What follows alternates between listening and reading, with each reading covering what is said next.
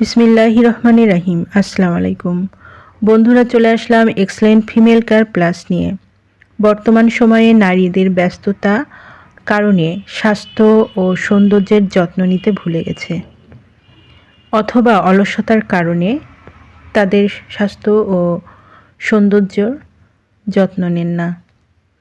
যারা এই ব্যস্ততা এবং অলসতার কারণেই তাদের নিজের দিকে সচেতন না, তাদের জন্য এই ফিমেল কেয়ার প্লাস।